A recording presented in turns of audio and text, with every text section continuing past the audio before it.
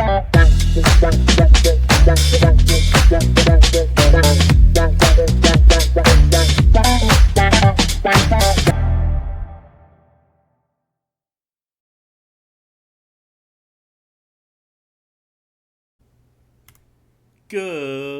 morning, everybody. It's a beautiful day.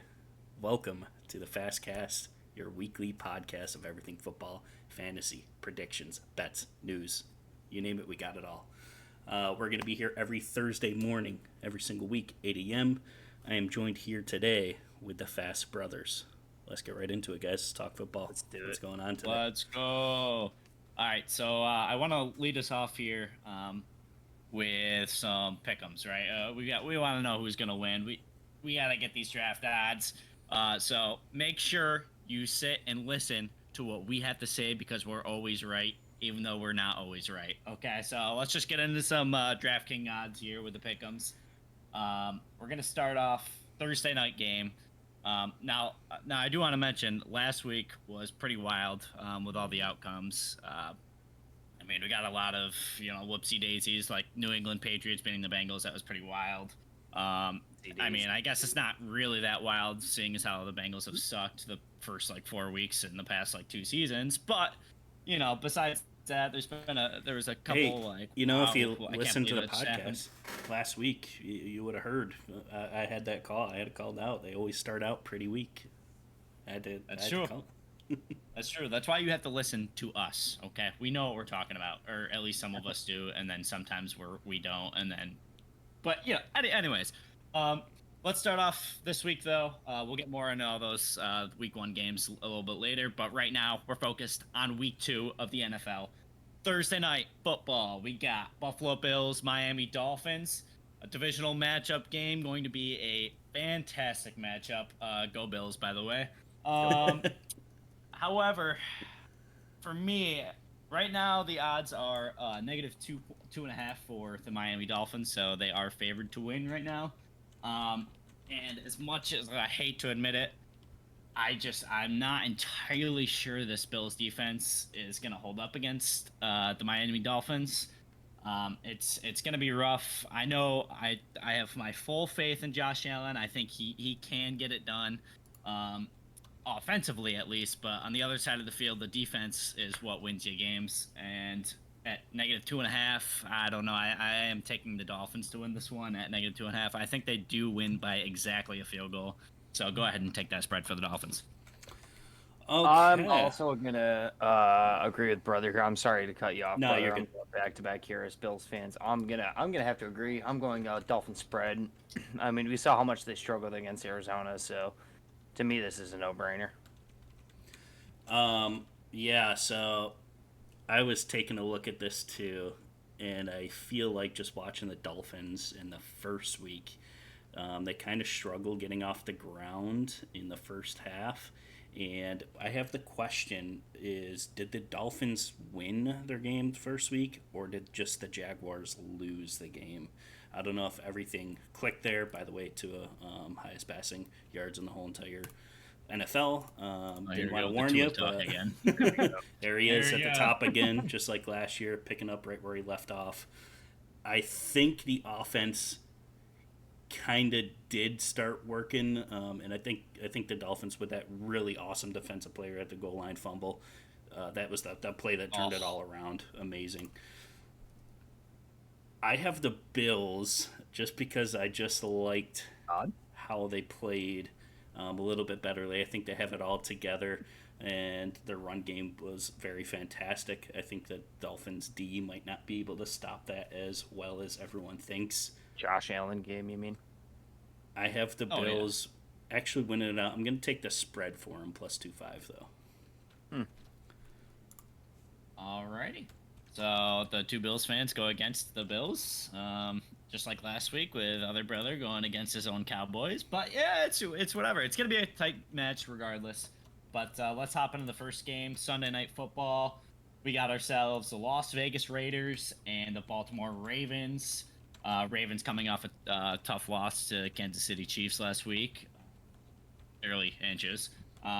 right now the spread is at -9.5 for the Ravens. So about a touchdown and a field goal, 10 points for the Ravens. Um, I mean, Raiders really struggled last week against the Chargers. They got a little scrappy too, if you know what I mean. This one is gonna be, I think, pretty one-sided. Seeing as the Las Vegas Raiders had little to no offense against the Chargers, and I think the Ravens defense is gonna be a little too good for them. So I'm actually gonna go with the spread at -9.5, even though it's a lot. I think the Ravens can clear it. Yeah, I can go. I guess we'll just go reverse order here, youngest to oldest. Don't forget you're old. Anyway, Oh, come on. No. Pushing 40. so I actually watched a bit of the Vegas and Chargers game. I mean, it was on that time slot. It's easy to watch. I like Gardner Minshew. I really do as a backup, though. 9.5 is a big spread. I don't think Lamar is playing MVP caliber football so far. Obviously, there's a lot of time. They just played week 1. I am going to take Baltimore Ravens 9.5. Yeah, I think they have the offensive firepower. I know I just kind of contradicted myself real quick there, but I think they have the offensive firepower to get it done. They're working out all the kinks and stuff, and they're gonna figure it out. Yeah, so the Ravens definitely played an amazing game against the defending Super Bowl champions. I think they looked S tier. I think they're going to be one of the best teams in the league. They looked really good. Same with the Chiefs. It almost seems like they were separated away from the rest of the league of how good both of these guys played. Plus the Chargers, which looked pretty weak. Their offense wasn't moving. Defense, Mac got a couple sacks and is always against the Raiders. They beat them by 12. So I'm easily taking the Ravens -9.5 here. I think they beat them by even more than 12. Too. And in Baltimore. So yeah, that's a clean sweep from us. Taking them -9.5. Are you guys a little bit upset though at the production from Derrick Henry? Just a little bit. Oh, I mean, I never took him because I was afraid of this in fantasy. If you stay tuned, I'll be talking about that later. That's a hint for later. But shoot! All right. Anyways, next game, next matchup. Oh boy, we got who them boys? We got the Dallas Cowboys at home. By the way, we're going to the Super Bowl. Oh my God, what happened? New Orleans Saints putting up massive points. Derek Carr looking like Patty Mahomes against the Carolina Panthers, but then again, I guarantee you most other quarterbacks probably would against the Panthers. No offense to the Panthers or anything. Actually, full offense to the Panthers. Right now, we got a -6.5 spread. Dallas Cowboys against that stout Browns defense put up a ton of points. Not only the offense, but special teams and defense too. I mean, the Cowboys looked very solid all around. Offense, defense, and special teams. New Orleans Saints, I mean, coming off that big game, they probably got a lot of motivation to go week 2. This one against a much tougher opponent than the Panthers, don't get me wrong. But at -6.5, that's a full touchdown. I'm gonna take that. I'm gonna take that spread. Dallas Cowboys. I think how many points they put up against the Panthers was a pretty big fluke. So we're gonna see what they do against a pretty legitimate team here in the Dallas Cowboys. I will agree with you with most of that. I don't think it was a fluke though. I just think Carolina is that bad. That was our one whoopsie daisy, and I think that was honestly just a wing and a prayer. Yep. Wasn't for me. Not even gonna lie. That was a horrible pick. Yeah, by us. Yeah, that was terrible. I literally listen to me. Not me. Don't listen to me. Realistically, games like this, I don't really know what it does to your psyche, but when you put up that many points against a poverty franchise, you go in playing, like Caleb said, a very legitimate team in the Dallas Cowboys. I don't think it's going to be the same. You might get shell shocked quick, and it might just tumble downhill. So I'm taking Dallas Cowboys -6.5. Yeah, so I looked at the game too. I was actually really surprised at how well put together. I'm not going to be your typical Cowboys fan and go crazy. We're going to win the Super Bowl. We're the best team in the NFL. But yes, he literally just said that. I know, as a joke, but I was surprised by how well they came out. Usually the game ones in the past 4 years, we've only beat the Giants in our season opener, which, go figure. But everything seemed to click. Like you were saying, the special teams look good. Mike Zimmerman with the defensive coordinator looked good. Everything looked pretty solid to me, which I was very surprised with the contract situations and players and missing camp and everything. I have a minus 6.5 again here, just because we're really strong at home. We only lost that playoff game against the Packers at home all year last year. We just played better at home, and just everything together. I think I got a minus 6.5 as well. That's another sweet. Is that we are agreeing a little too much, I think, off rep, so we might have to dial that back a little bit. Or maybe we're just all right. Who knows? I have a whoopsie daisies coming up. Don't you worry about it. Okay, well. Anyways, I hope it's not this one. Well, no, I hope it's not this one. I hope you guys learned your lesson from last week. But we got the Carolina Panthers, speak of the devil, going against the Los Angeles Chargers. It is in Carolina, so right now the odds are in favor of the Chargers at minus 6.5. So I honestly, I mean, looking at the Chargers, they didn't look too horrible. They looked kind of okay, especially in the second half. J.K. Dobbins from the Ravens looking actually pretty decent coming off his injuries. How long that'll last? Probably another week. But you never know, right? You never know. Panthers, I'm trying to think of one good thing I could say, but there's literally nothing. At minus 6.5, a full touchdown for the Chargers, I honestly think they clear it. So I'm gonna go for it as well here, and I'm gonna take the Chargers at 6.5, a full touchdown. I would also take the Chargers at 6.5. And the thing about J.K. Dobbins, right? He played great. I don't think you're gonna find the same production in this game, although it seems very obvious that you would. I just don't think he'll have the same caliber game against Carolina that he did last week. That being said, I am taking the LA Chargers at minus 6.5. Yeah, pretty easily, simply enough. I'm not going to get fooled again. Panthers, quite literally, are probably the worst team in the league, and just their first week showing has proved nothing other than that. So, also, for 3 games in a row now, agreeing with all of you. Damn, brothers. This is pretty wild. I don't know. Now, honestly, I can hope we agree with this next game, even though it's getting a little weird for me here. But we got another 1 p.m. slot here. We got the Minnesota Vikings again, 49ers, and let me tell you, even without Christian McCaffrey, the 49ers put on a clinic against that Jets defense that was talked about all year last year, and when Aaron Rodgers gets back, we're gonna be so great. Yeah, no, they still sucked. Anyways, but I just hate the Jets because I'm a Bills fan, but that's fine. Anyways, it is in Minnesota. You look at last game stats for Minnesota, it's not bad actually. They had a pretty good game. Sam Darnold actually going like almost perfect. Like that's unheard of. Maybe he's just a good quarterback. Who knows? Or he was just playing the New York Giants. I think it's that one, so I'm going to go with the 49ers. I think they're going to come back to reality quite roughly here in this game against them. And right now, the 49ers are favored at minus 6, and I will take that minus 6. And I actually think it should be about minus 30, and I would have taken that still. So He said, I think it's that one. Yeah, I mean, the Niners did what the Niners do. I was actually a little bit shocked to see them win by that much. Only a little, though. I wasn't insanely shocked. But this game seems obvious. And based on the fact that the Vikings did spank the Giants by 22 points, I am going to kind of use the same logic as the Saints.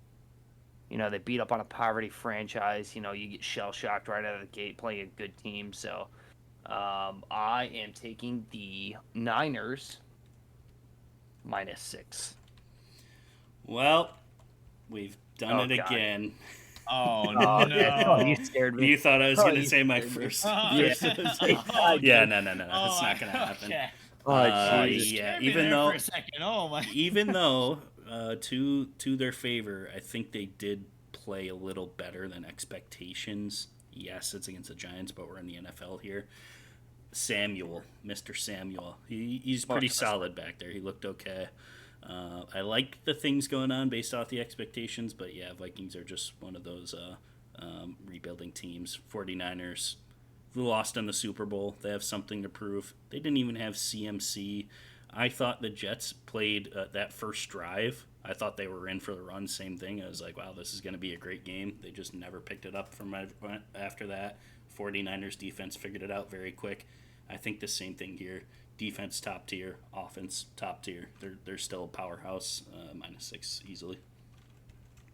Yeah. All right. That went just about what I expected. Now here we go. We got another game. This one, I expect some different results from us. Actually, we got Seattle Seahawks against the New England Patriots. Patriots actually, didn't look horrible against the Bengals. Now, it is against, pre-week 1 or pre-week 4 Bengals. So is it really that impressive? Yeah, maybe, kind of, yeah, sort of, a little bit. Right now the Seahawks are favored at -3.5. And it is in Foxborough. I, I mean, that was against the Bengals. Will they be able to pull something out like that again? Maybe. The Seahawks didn't look great against the Broncos last week until about the second half. That's when they really started to separate from them. Same thing with Geno Smith. Geno Smith played pretty good in that second half there. So I think if they can continue with what they had going on in the second half, I think the Seahawks will be able to cover that -3.5 spread against New England. So I will be taking that -3.5 for the Seahawks. And here it is. Oh, I know that it was the Cincinnati Bengals. However, I think New England's defense really showed up. And I watched the Broncos and Seahawks game, and I really wish I didn't. That game was awful. I was so excited for Sunday Night Football. I got through the 1 o'clock games. I'm like, okay, hell yeah, football's back. And then I watched that, and I said, when is December coming? I want to see teams in a playoff race. I want to see teams fighting to, tooth and nail. And it was not those guys. So I am going to take New England at +3.5, and I actually think that they're going to win this game. But to be safe, I'm going to hedge, and I'm just going to take the spread here. I am right on the same wavelength there. I don't think it was I think the Patriots were pretty solid. Though they're on their path to, I predict them to have 5 wins. They're 20% of the way to the goal to get the 5 wins this year. I think they're going to be 40% after this game as well. Same thing. Seahawks looked crazy. 2 safeties against them. Just a lot of mess to clean up there. Probably the week 1. I don't think they looked as strong as they have in previous years. And Patriots, to my surprise, actually played pretty solid all around. I think they can hold the spread here. Might even win. +3.5 Patriots for me. well, all right. So it's only me going for the Seahawks at their -3.5, and we got the other two brothers going for +3.5 for the Patriots. So good for the Patriots, I guess, but we'll have to see. And here we are. We got another 1 o'clock game against the Tampa Bay Buccaneers and the Detroit Lions. Detroit Lions putting up a very good offensive show against the Rams, and that, I mean, let me tell you, that game was great. Our first overtime game this year, so that was pretty cool. Against the playoff teams they played last year, it was another fantastic game. Came down to the wire in that one too. So, the Detroit Lions looking like that same team. It is in Ford Field again, so it is going to be loud and proud. And the Tampa Bay Buccaneers also coming off a fantastic game. Let me tell you guys, I said it last time, Baker Mayfield, that is, oh my God, that man is everything. But we also have to give some credit to Evans there too. Evans had a fantastic game. He does not show his age. He still looks fantastic. And so the Detroit Lions are favored at -7 right now, and for my first whoopsie daisy. Oh my No. God, what's gonna happen? Baker Mayfield No put on way. another show against the Lions at a home field? What's happening? Oh yeah, baby. I got the Tampa Bay Buccaneers winning this one. But by a little bit. Okay, I am gonna go with Tampa +7, and I have them winning. But I am hedging my bets that it'll probably be like by a field goal, maybe. But I just, for some reason, Baker Mayfield gave me those vibes last game that he is here to play, and he's going to show up against the Lions. Here's my question here. Is it a real whoopsie daisy if you're not going all the way in? Yeah, it is. I still have him winning. He has him winning. He has him winning. Hedge the bets. That's fine. The spread's there for a reason. The spread is there for a reason. Okay. Well, in that case, whoopsie daisies. I am taking Tampa +7. I don't. It's got to be the Baker effect. It has to be. I think. Nuts. Man, I converted him. Let's go. I don't know, dude. This team looks solid. They're a solid football team. I'm taking Tampa at +7. I think they have what it takes to at least stay in the game and either come real close to winning or covering that spread. I really have faith in them this week. I really, really do. So for the second whoopsie daisy in one leg, nonetheless, I am taking Tampa Bay. You guys are absolutely nuts. There's no way. You think the Rams and their off-season expectations and going into overtime with the Lions. The Lions won the spread because of overtime coin flip.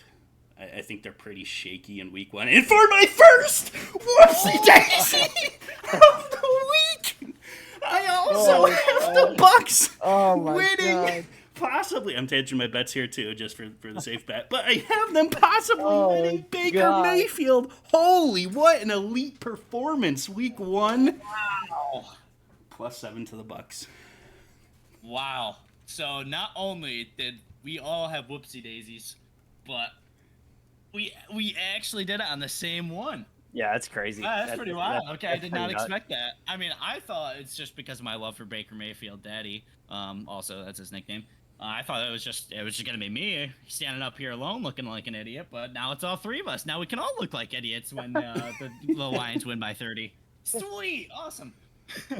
But anyways, we got another 1 o'clock slot here. We got the Tennessee Titans. Oh my, and we got the New York Jets. The Titans, Will Levis, I have no words. I'm literally on my knees with my hands on my head. Whoa. Just like him. Whoa.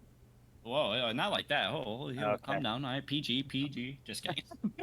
But they looked rough. And I mean, I had maybe a little bit of expectations for them. Maybe that they still would be that, strong team putting up a fight no matter who it was, no matter what the odds were. But I mean, they did put up a fight, but they threw that game so hard against the Bears, who offensively, Caleb Williams, I mean, we might get into this a little later, but I mean, he didn't have the best game. I mean, I just think I gotta take the Jets here. They have a -3.5 spread here, so I'm gonna take that -3.5 for the Jets. I just don't think the Titans can do much against them. But yeah, we'll have to see. Quite plain and simply, I'm also going to take the Jets at 3.5. I think the first game, Aaron Rodgers comes back. It's not going to take a half to get back into into form. And I think the Titans they're just not it this year. They still got a lot of work to do, and you saw them crumble late in the game when things started getting hot. And I think that somebody like Aaron Rodgers commanding the offense, they're going to be able to capitalize on that, and they're going to be able to score big against this team. So I'm going Jets -3.5. I also in agreement with the Jets -3.5. I just if they can replicate that first drive and do that even like 2 or 3 times. Plus the Titans beat themselves against the Bears last time. A lot of work to do there. That team. Yep. Same thing. Jets -3.5. Their defense did kind of get crazy a little bit against Niners, even without CMC. I think they pull that back together to their S tier defense again. And simply enough, yep, got them winning. -3.5 in agreement again.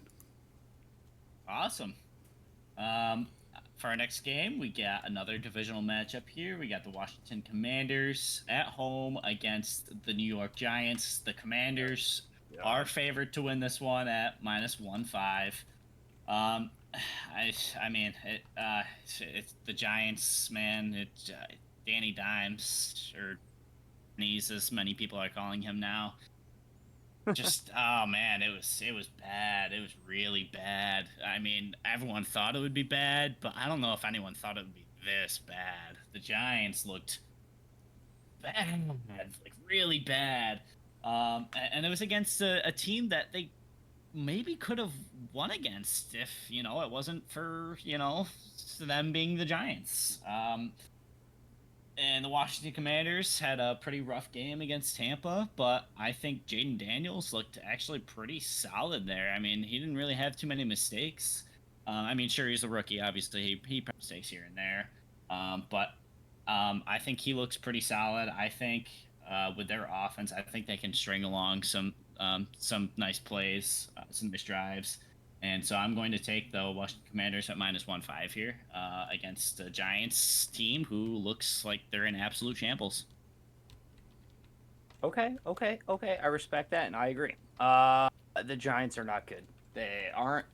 They won't be for a while until they get 3, pick number ones in the draft in a row. I am going to take the Commander spread. I think that, and we may end up talking about this, but I think the whole rookie quarterback situation is going to fall in favor for some, not others. And I don't think that Jaden Daniels looked as bad as some people might. I'm just at that point where the Giants are absolute poverty franchise. So I'm taking the Commander spread here actually pretty comfortably, and it's a little bit alarming that it's only 1.5. I'm not gonna. That is exactly what I was gonna say. I'm actually really surprised it's this low. I felt like they did really well. They moved the ball, and yeah, like your brother said, it's a rookie start. You're working out the things. They scored. He had 2 rushing touchdowns. Looked good against a formidable team with the Bucks. I think they played pretty well for what it was, and a whole new head coach and new things going around. I think they played pretty solid. I'm surprised it's only -1.5, but yeah, I got Commanders, especially at home against one of the worst showings I've seen week 1 in the Giants. But oh yeah. I mean, I pray for the Giants that they can do a little bit better this week, but I really, after that week 1, I know it's only week 1, but I have almost no hope for them for the remainder of the season. And I almost want to take back what I said in our first podcast, where I even gave them a singular win, and I want to take that back and give them 0. But we won't go that far yet. Okay, it was week 1. All right, maybe they show out. But anyways, we have our last 1 p.m. slot here. It is actually it might be a pretty close game here. Like Jacksonville Jaguars at home against the Cleveland Browns. The Jags are favored at -3 right now for the spread. Cleveland, they, like I said last week in the podcast, if you listen to me, they have no offense. Mr. Massage Man himself, he looks terrible. He looks pretty bad. I don't see them coming back with any great offensive plays because they didn't have any last week. I know it was against the Cowboys, so they do have a good defense. Jacksonville Jaguars, they looked pretty okay against Miami. Obviously, they had a few mistakes here and there. But I mean, I don't have any faith in the Cleveland Browns offense, so I'm just gonna take Jacksonville Jaguars. Actually, no, I changed my mind. I'm gonna take the Browns at +3.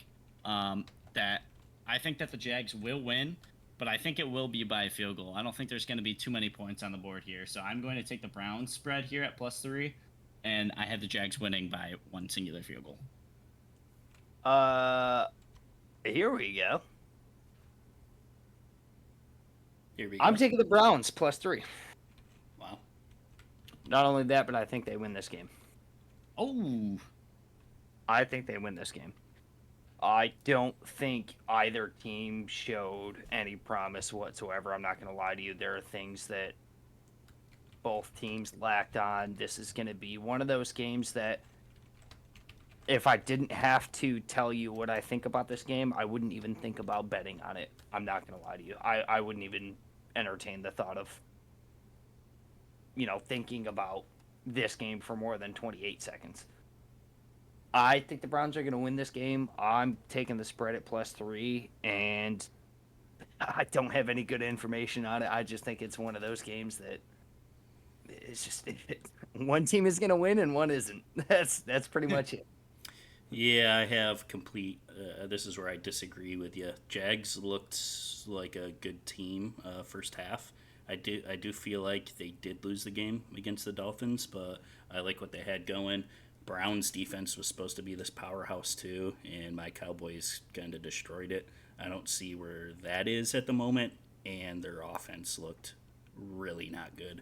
So I got the Jags at home. I think pretty easily -3. And I did say that was the last one, but there is one more. Don't forget about it. But we got the Indianapolis Colts and the Green Bay Packers. It is Packers home field advantage here, but with that Jordan Love injury, week 1, they got the Packers losing this one, and the Colts winning right now. Colts are favored at -3 right now for the spread, and that is a big blow. Losing Jordan Love and a tough loss against the Eagles. At least it's nothing too serious, so I hope he has a quick recovery. That's always bad to see. But Indianapolis Colts, Anthony Richardson showed out for his first game. I did doubt him. I did have my doubts for him, but he did show out against a divisional opponent, a team that we think is going to be like a top contender, the Houston Texans. So that being said, I think that they can put on another show, and especially with Jordan Love out, I think the Colts do come away with the win, even in Green Bay. I'll take their spread at -3. I think I win by at least a touchdown. I watched the entire, so I actually went to a buddy's house to watch most of the football games on Sunday, and I watched the entire Colts game against Houston, and I'm telling you, Anthony Richardson, I will say this, he had a couple of passes where a casual would kind of be like, oh my God, why is he in the NFL? But you got to think about it. This dude literally got injured twice last year, 2 times. The second one took him out for the rest of the year. So he's been out. He hasn't been playing football. Obviously, that's what, preseason is for. But he also had a touchdown pass that made me question everything I've ever done as an athlete. This dude slipped on his back foot, recovered in literally less than a second and a half, and threw that football like 60 yards. It was probably the craziest touchdown pass I've ever seen. Not only that, but the dude can run the ball. He's a big guy, right? Like brother said, with Jordan Love out, it's gonna be very, very difficult for the Packers to carry the same firepower into this game. This one's a tough one, even with Jordan Love out. But I agree with brother here. I'm taking the Colts -3. We're all in agreement here. I don't think it's that tough, to be honest with you. I don't either. Anthony Richardson had, which is kind of crazy, 9 completions for over 200 yards, Yeah. which is kind of a crazy stat. He's either yucking it or the guy for a run after catch, but either way, uh, I with the horrible defense showing a lot of points. We had a lot of question marks with Packers defense coming in and how bad they performed last year. I think it's pretty much of the same story there.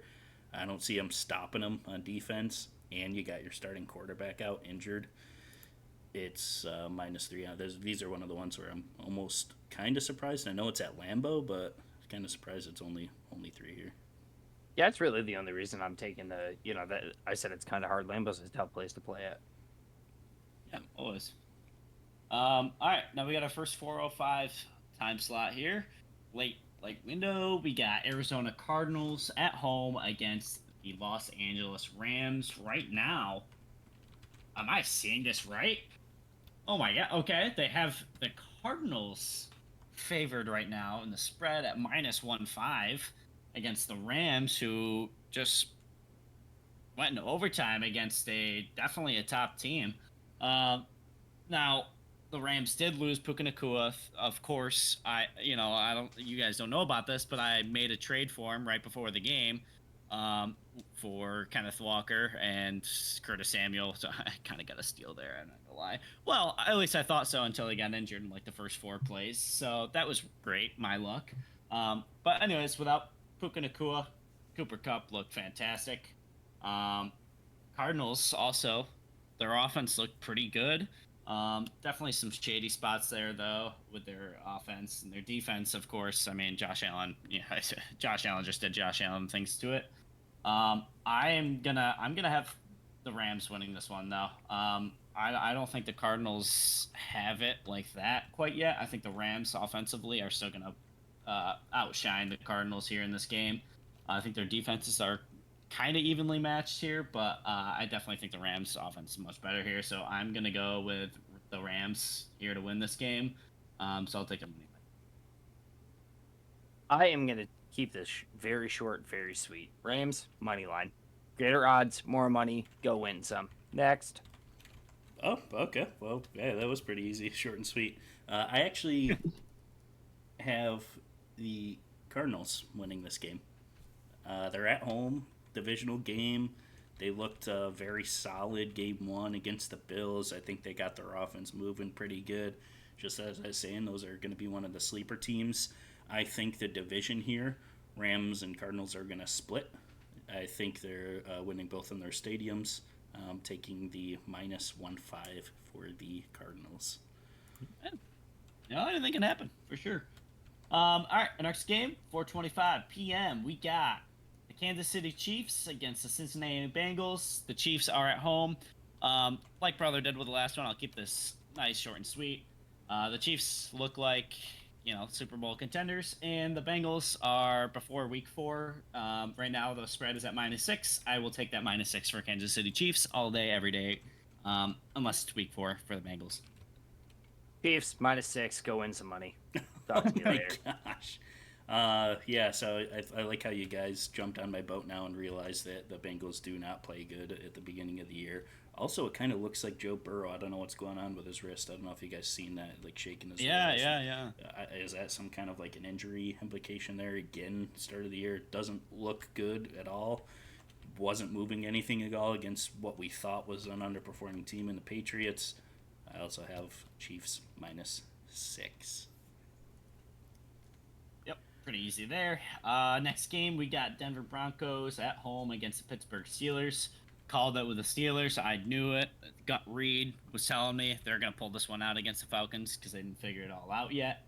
The Pittsburgh Steelers are favored at -2.5 for the spread. Broncos, they looked okay. Not really at all. They had some moments where it showed promise, and then they kind of threw it all away. The Steelers can win without a touchdown. That's just Pittsburgh offense. That's just what the Steelers do. Somehow, some way, Mike Tomlin figures that out.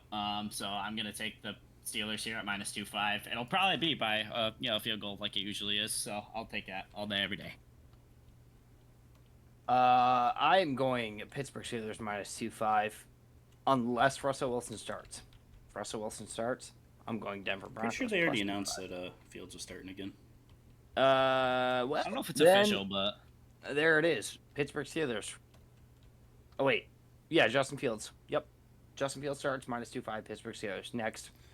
Yeah, I got that too. We're gonna agree all here too. I just don't see Broncos. Bo Nix, okay, I'll give him an okay rating. But even though it's really concerning that Steelers didn't score a single touchdown, and they had a lot of concerning offense and moving it and getting in the red zone and scoring last year, almost kind of like, red flag, ding, ding, ding, ding, no touchdowns. But I think their defense definitely holds up against the Broncos, and I'm going to take them -2.5 as well. awesome. And we got our late window here. We got Chicago Bears against the Houston Texans. Bears, struggle a little bit. Their defense kind of bailed them out, or the Titans' offense bailed them out, I guess I should say. The Texans are at home, favored at -6.5 right now. This is the Texans are just that team. I think they showed out against the Colts. They looked just about as good as everyone thought. The Colts did, they did have their offense. They looked very good. They surprised me actually, probably a lot more than I thought they would. But still, this is the Texans, and with the Bears offense that looked pretty shaky, even with Caleb Williams at the helm, I'm gonna take the -6.5. I think the Texans clear this one actually quite easily. I think on this game. So yeah, I'll keep that nice, short, and sweet. I will say that Joe Mixon had a insanely good game. He did. Mm-hmm. I will say, without that game, Indy wins that football game. I will say Chicago's run defense, in a general sense, is better than Indy's. I'm going to take the Texans, but I'm only taking their money line. I think it could be a close game.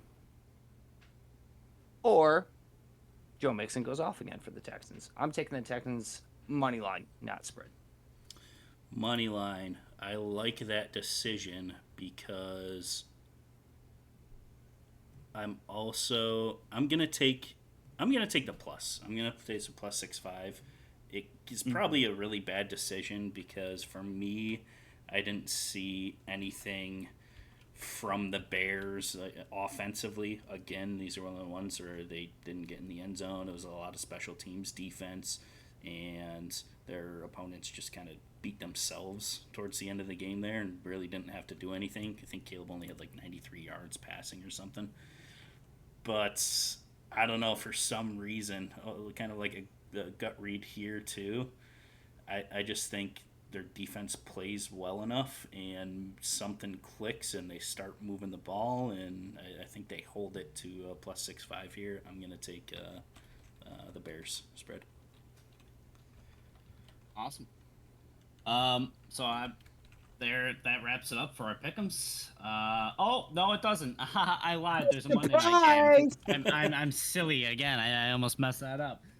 Anyways, Monday night game. It's Philadelphia Eagles, Atlanta Falcons. I think the Falcons, especially with last week, they still have a lot to figure out. I kind of thought they would, and definitely shows.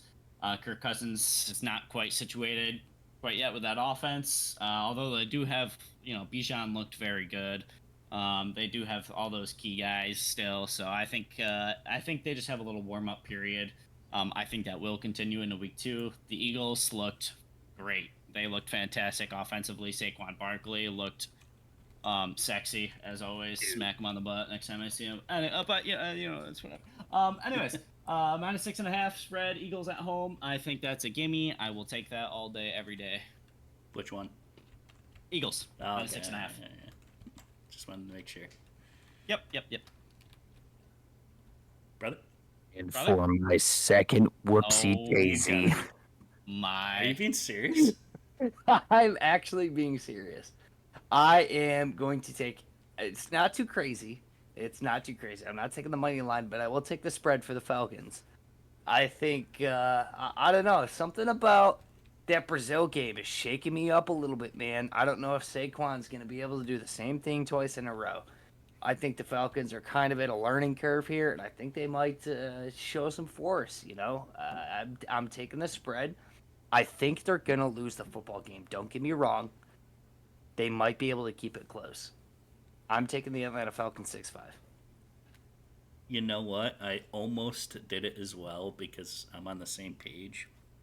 I don't think the Eagles are out of their funk. Even though their offense looked really good, I think it was against a bad Packers defense. Jalen Hurts did not look great.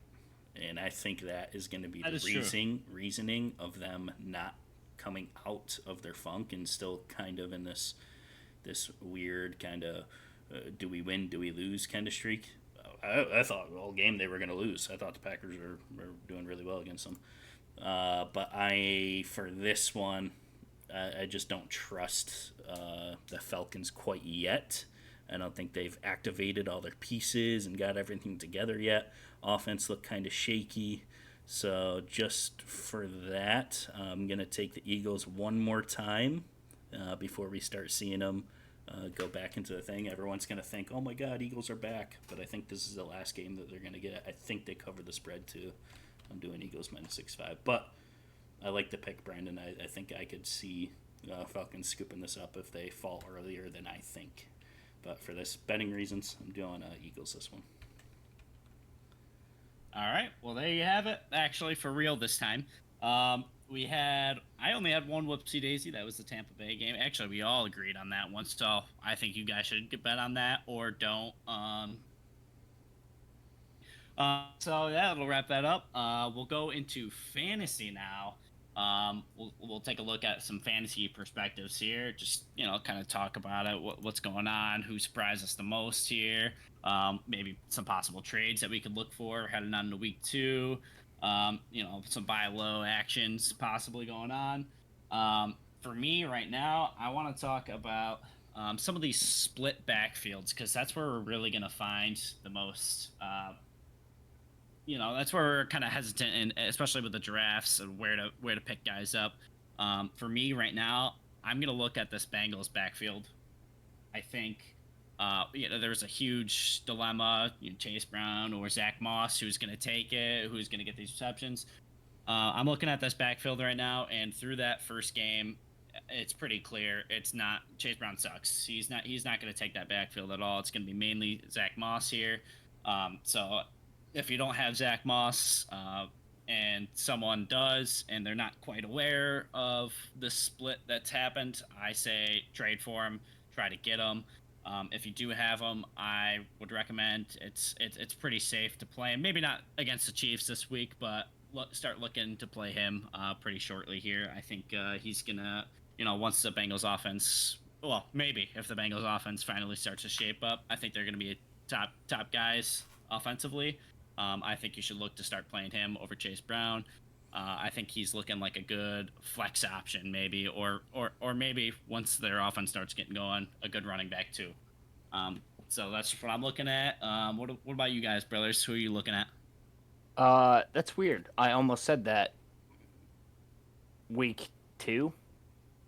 I said Zach Moss. That's the guy you want to pick up. Good. I stand by that. It's a great selection.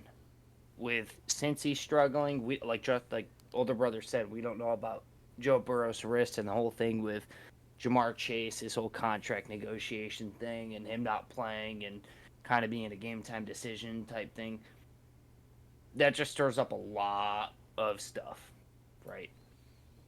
Now I'm gonna go with a split backfield kind of thing here too, right? So I'm going to go with Miami. Devon Achane, Raheem Mostert. Right, so you have Devon Achane, who went out for 23 points last game. What did Mostert go for? I don't have him in any of my leagues. I didn't take him. I usually don't. Mostert and Achane kind of split touches. If I had half a brain, what I'm doing is I'm getting rid of Mostert. I'm trading him. I'm never touching him again. I am sending him to the moon. He got 3.9 points last game, and he's injury prone. Would you even Last drop year, him? Would was you that? like if you had the chance? Would you even just drop him and pick someone off a waiver? I mean, I'm not going to drop him and leave a spot open on my bench. You never know what happens, If A-Chain gets hurt, obviously he's the next man up. Yeah, as of this time, actually, of the recording, H&E is questionable for week 2. I think it was like an ankle issue with the last game. Yep. I'm sure he's probably fine, but it is Thursday, so anything can happen there. He could be rolled out come Thursday when you guys are watching this. So just be sure to keep up on that. You know what's crazy is Raheem Mostert is also questionable. Oh, well, look at that. Never mind. He was a non-participant today. It was a walkthrough, which Yeah. I think he had a a chest walkthrough. thing. Yeah, there's some chest thing. Yeah. But I'm getting rid of Mostert. I'm dumping him. Pick up even Tyler Algier. Pick up. Here's an option. I'm just gonna take a quick shift, right? Dalvin Cook. Okay. Dalvin Cook is going to end up once he, obviously he's brand new to the Cowboys. He got traded super late. He is a name in the NFL that everybody knows. James Cook, we saw last week, had a great running game. I think Dalvin Cook is going to be an excellent down the stretch, especially when Zeke ends up breaking both of his legs over his head in week 7. Like, When they put him as solo center again? Yeah, they literally run him, 31 times a game, and he ends up running his feet into the ground. I don't actually hate that because I can see with Rico Dowdle, they didn't have as big of a role as I thought. Because I feel like Zeke would have been used minimally, but I mean their pass game pretty much took over. I think it's gonna be the same thing. Maybe they don't run as much. Maybe when Delvin comes in, they're 50-50 split back, and they run a more power yards kind of duo there. So I don't hate that. For me, I usually, when I go in and look into fantasy and evaluate after week 1, I always do the panic assessment of my guys on the team. Do I panic? Do I trade? Do I get rid of? Do I drop? Oh my God, what's going on with this guy? First one that comes to mind for panic situation is tight end Mr. Mark Andrews. He Thursday night football pretty much played left tackle, and Isaiah Likely Oh my God, that dude. was pretty much the star of the show there. And he missed the game winner by an inch. He had pretty much taken over Mark Andrews' role there on the offense. And at this point, it's week 1. Do you panic? Are you like, yeah, Mark Andrews is a left tackle now. We're never going to see him tight end again. I actually think so. In my mind, I think that Likely is going to slowly take that role. And if you don't have him now, pick him up on the wires. That's my ad for the week. That's definitely my ad. I almost went the same team here with Justice Hill. And yeah. because just Henry didn't get as many carries, and I think the coach came out with a statement or something too, like we didn't get him to run him every down or 30 touches a game or something like that. He's a really good Hill. There is a good check down, run for yards, PPR format. You're getting those receptions. That might be something to look at to add as well. And I have my big drop and my big crazy also panic mode, and this might surprise both of you. I have the Marvin Harrison Jr. Ooh, yeah. I say trade while he's hot. Trade. Would he get a point in fantasy? He had 3.5, one reception with 3 targets or something like that. Yeah. Almost barely a part of the offense at all. He was supposed to be this high horse. I think Trey McBride, rookie, is going to be the rookie of that team. He had, 8 targets. He had the most targets out of anyone. 9 targets, and Greg Dortch was the second with 8. So Trey McBride kind of getting that target share, the most targets on the team. And I think now, if you can still trade Harrison Jr., and I think, Dortch looks like the number 1 there. Trey McBride getting a lot of shares, so he looks like the rookie of the team. Yeah, these poor guys that that went full force on these tight ends are kind of looking like, oh my god, why did I waste that pick? I mean, Kincaid had like 2 points. Kelsey had like 3 points. Very Mark underwhelming. Andrews, obviously, very underwhelming performance. I mean, For all tight ends. I know a lot of these guys might turn around come week 2, but we'll have to see here. Some other people that I have kind of in mind here. J.K. Dobbins, he was going very late. If he's still somehow in your waivers, pick him up. He is clearly going into the season. We thought might be split between obviously J.K. Dobbins, Gus Edwards. What's going to happen in this backfield for the Chargers? It looks like J.K. Dobbins is in full effect, the guy for the Chargers, and their offense looked not bad. So if you want to throw him in. If you're kind of desperate for running back options or even a flex spot, I think it's almost safe to put him in. I think he will get you at least like 10 points, maybe even 12. Who knows? But with just the amount of targets and touches he gets, I think it's a running back 3 option. And yeah, anyone got anyone else? Yeah, I just wanted to add before we do move on that it's kind of like a gloating session here. What did I tell you guys about Cooper Cup, about must-have in your home drafts? Pick him up. That was my top 3. Gotta have him. Not only did the guy go crazy again with 14 receptions, he had 110 yards and a touchdown.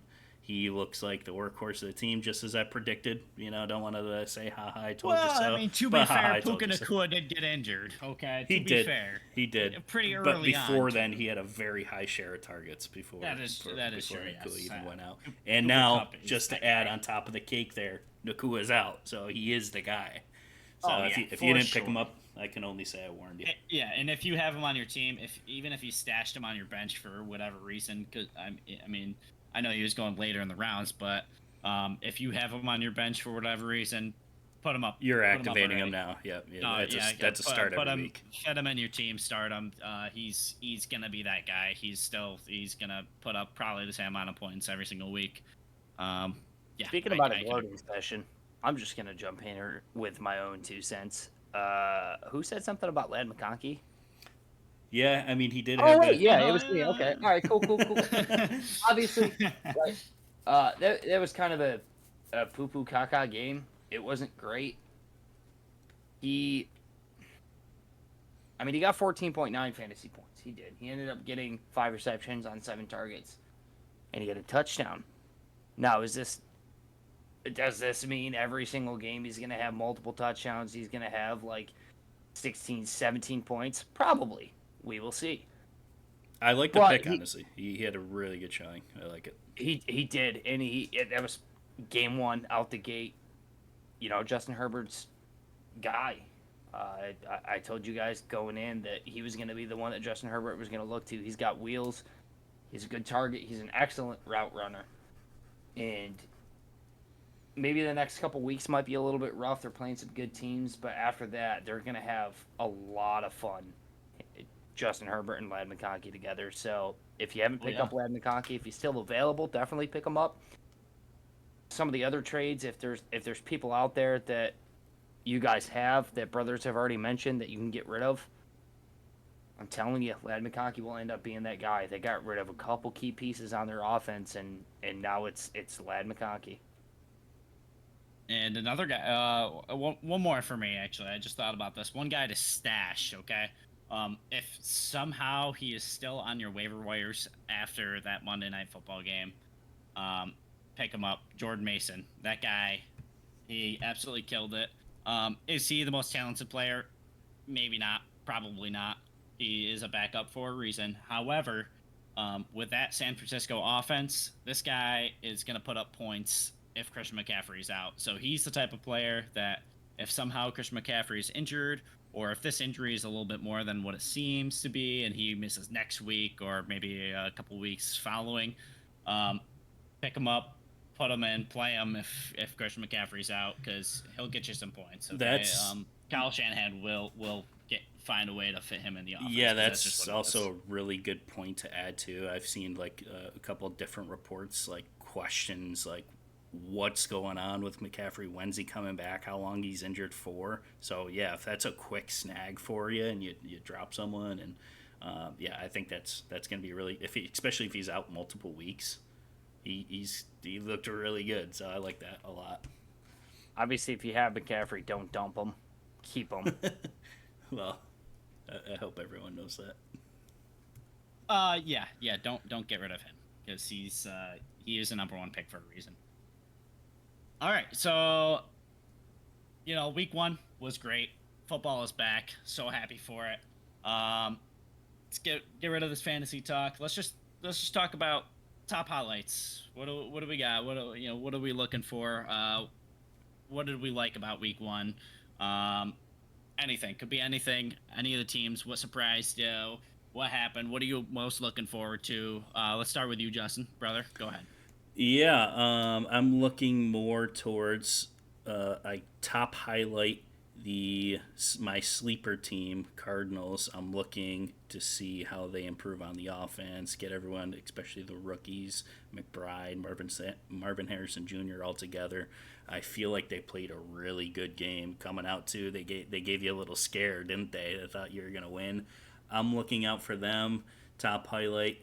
Jags too. I thought they were going to play a little bit worse than expected. Second half, I think they killed themselves on it. I'm looking at them to do better as well.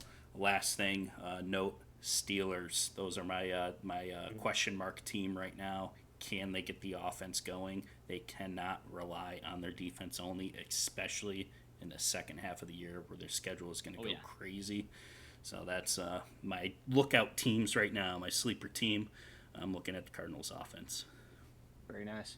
Very nice. I will point out one particular game. I brushed on it earlier a little bit with one particular player. Colts and Texans. We came in thinking the Texans were that team, and the Colts held tight. Yeah, it was a 2-point game, and it was a good one. Anthony Richardson looked incredible when he looked incredible. There were obviously a couple things that kind of made you question, but all in all, the Colts really, really looked good. They held their own. They played fantastic. I think the highlight for me, the single play, was the play that he slipped and then collected and threw it. That was a great throw. 65 yards. That was phenomenal. It was. I watched it real time, and it was insane. Another play, obviously, the Bucs we knew were kind of walking away with the win. I was but hoping Mike someone would Evans say this touchdown. Mike Evans touchdown when he basically caught it blind behind the corner's back. That was unreal. It was legit. I can't believe it. Week 1 has brought us so many already. I'm excited for week 2. And that's pretty much all I have. Nothing really stand out. Oh, actually, I do have one more, and I'm gonna blanket this. Josh Allen. I knew. I knew that was. Cowboys are going to the Super Bowl. He's jumping over. He's jumping over Buda Baker. He's jumping over all these defenders. He does not care. His left hand kind of cares a little. He's fine. You can't deny it. You really can't deny it. The dude is legit. Yeah. Oh yeah. He is a menace. My question for him is he scared to throw the ball? He didn't throw it much. You guys had you got a big run game. Week 1. Hey, that's what happened. I mean, as soon as Joe Brady took over, they've had a rushed offense before with Ken Dorsey. It's looking good. Don't get me wrong. But I mean, look what happened against your Cowboys last year. We went to that game. James Cook ran for like 300 yards, and you guys didn't do anything. I've already deleted that from my existence, so I don't even know what you're talking about. Josh Allen does not fear throwing the ball. He is the fear. All right. Okay. When he runs the ball, he is the fear. Man. For me, what we got to look out for is that whole NFC South division. Last year it was a race. Who's gonna take it? Everyone looked kind of mid. But this year, it's almost the same story, but I think a lot of these teams got better. Besides the Panthers, they still suck. The Falcons obviously have a lot to look forward to coming up in these next few upcoming weeks. Can they put it together? Who knows? Buccaneers still solid. Baker Mayfield still daddy. Still doing good. The Saints, obviously, with that Week 1 performance, even though it was against the Panthers, it's still a divisional opponent. They still, showed out. So we'll see what they got going on there. I think it's going to be another race. So we'll see what happens. We'll see who takes that number one spot there for probably a 4 seed in the NFC. Um, and so with that, now it's time for the everyone's favorite part of the week. Is it okay? Is it not okay? For this week, we're going to go for the NFL, right? The NFL has a lot of questionable decisions here. And in this one, is it okay or is it not okay for the NFL to keep sending these teams overseas to these fields that aren't really meant for football? I mean, we saw it with the Brazil game. Literally, with the first couple snaps, everyone was slipping, everyone was getting hurt. Um, no one seemed to be able to stay upright.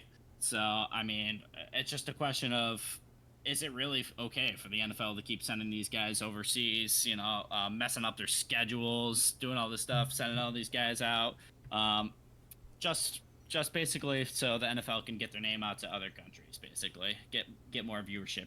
Is that okay? Is it not okay? Justin, we'll start with you.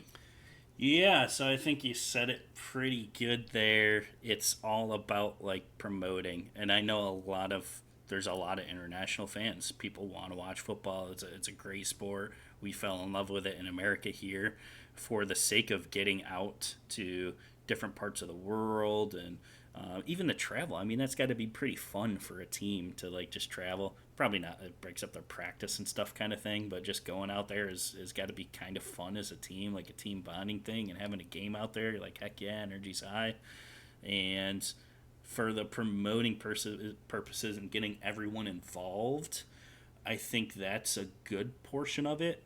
But what I don't like and why my official vote is going to be it's not okay this week is because you have a plan, you're going out there, you have to have the fields prepared. Yes, it's a promoting, yes, it's marketing, yes, you're getting more eyes on the game international, but you also have to invest in the players that are playing the game for it.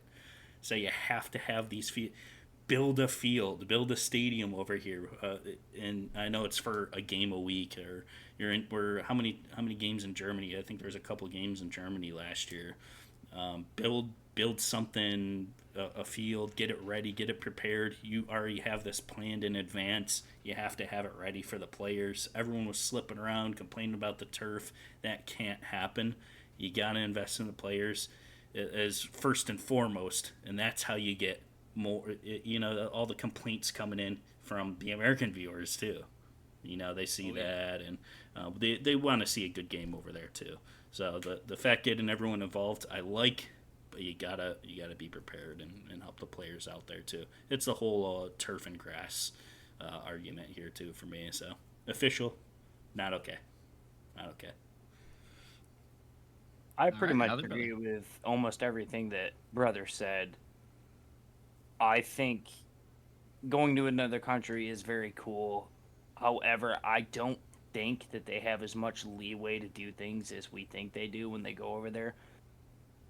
I mean, you got to think about, like you said, the promotion, but in the other country, right? In Brazil, they also have to promote it to let them know that it's happening.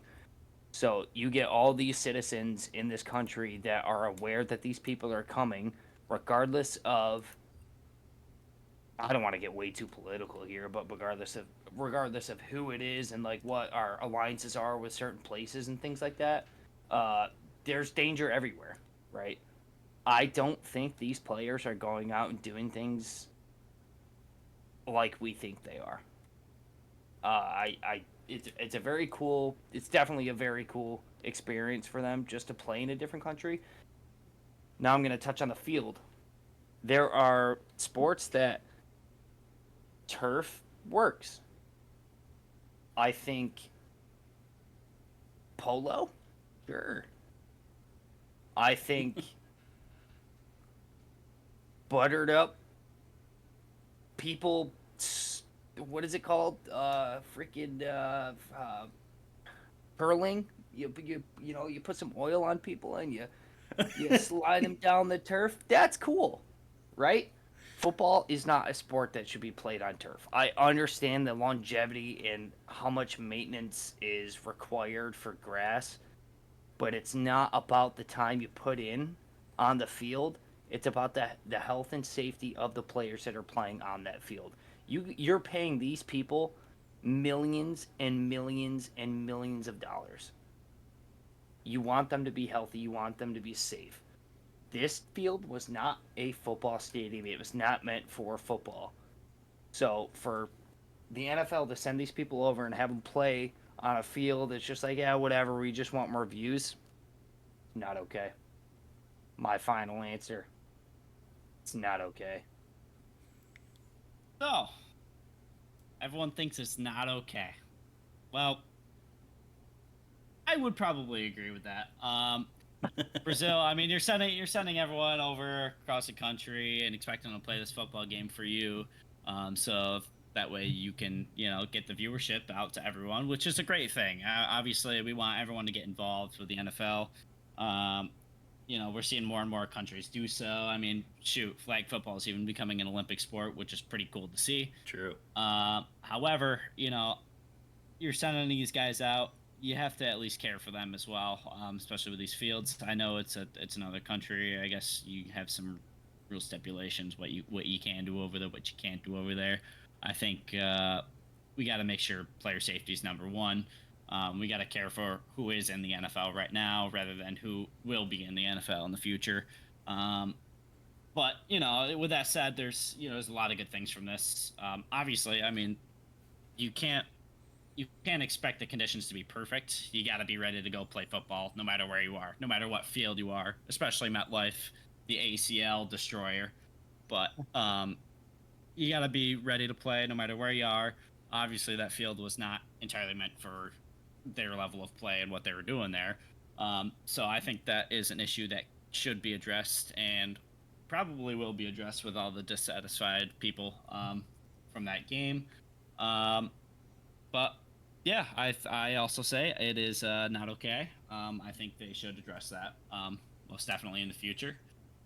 Uh, And I think there about you it. have it, folks. Let us know. We're going to be posting the It's Okay, It's Not Okay over on Twitter or X, whichever you prefer to call it. Go in there, vote. It's okay, it's not okay. Let us know what you think. Follow everything at the Fastcast. So on Twitter there, on TikTok, the Fastcast. Follow us on everything. We'll see you next week, 8 a.m. Thursday. Football is among us, guys. That's the end of week 1. Excited to get back into week 2. We'll see you all next week. Thanks for joining. 8 a.m. Don't forget, we'll see you at the Fastcast. Peace out, y'all. Oh, peace.